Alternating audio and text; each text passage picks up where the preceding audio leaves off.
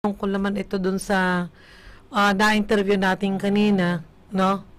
Yung pamilya ni Florinda na nananawagan dito sa radyo at humihingi talaga ng saklolo sa iba't ibang pwedeng tumulong na ahensya.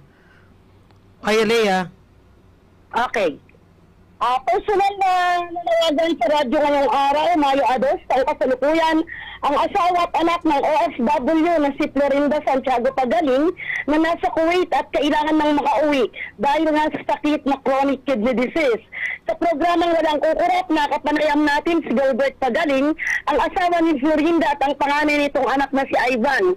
Emosyonal na nanawagan ang mag-ama na sana ay makauwi na nga si Florinda dahil sobrang nag-aalala na sila sa kalagayan nito. Samantala, nakipag-ugnayan na rin ang migrant worker na si Aisha Consuelo na kasalukuyang nasa Kuwait para matulungan si Florinda na makauwi na dito sa Pinas. Nakipag-ugnayan na rin ang RNG sa ating mahal na Mayor Doc Lito Galapon kung paano mailalapit kay Gob Ohi Umari at kay Mancheri Umari ang problema ni Florinda. At kaagad namang tumugon si Mayor Doc Lito Galapon sa atin kung paano makipag-ugnayan sa mga ahensyang lokal para sa repatriation ng nasabing OFW.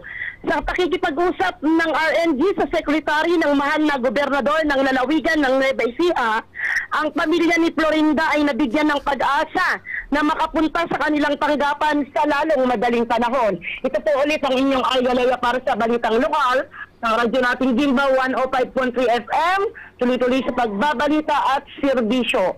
Sama-sama tayo, Pilipino. Maraming salamat, Lea. Kailan yung tentative schedule ng pagpunta doon sa Kapitolyo? Kasamang di sa Lunes po ay pwede na pong pumunta dahil naitawag na po kaagad kanina ni Ma'am Chona, yung secretary po ni Gob Ohi, kay Ma'am Luisa sa Old Capitol. Kaya kailangan po makita kaagad sila at makita yung mga papeles ng OFW para maihanda po ang proseso. Oo. At bumuo na rin ng Facebook group chat ang QRT support group ng RNG. Ayan. Salamat tayo kay Monetsky o kay Monet na nag-initiate nito at saka kay Aisha Consuelo na alam ko yung hindi ko alam kung yung asawa niya ang nasa ay isang consulate isang consulate sa Kuwait. Kaya isa yun sa mga aktibong tumutulong sa atin para mapabilis nga yung proseso ng repatriation. Si Aisha ay kababayan natin. Siya ay taga Narbacan 2. Marami na rin napatunayan yan sa atin na nakatulong. At ito nga yung isang ginagawa natin, bumubuo tayo ng group chat. Sa group chat na yon, nakasama yung pamilya, sinasama natin yung nagtutulong-tulong para nagkakaroon ng update sa isa't isa. Ayun. Opo.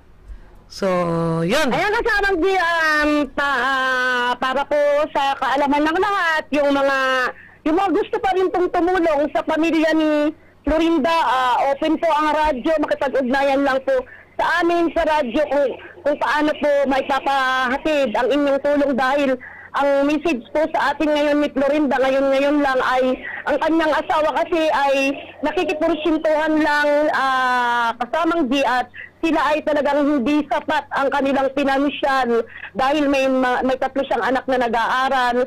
So yung willing pong tumulong ay punta lang po sa radyo natin.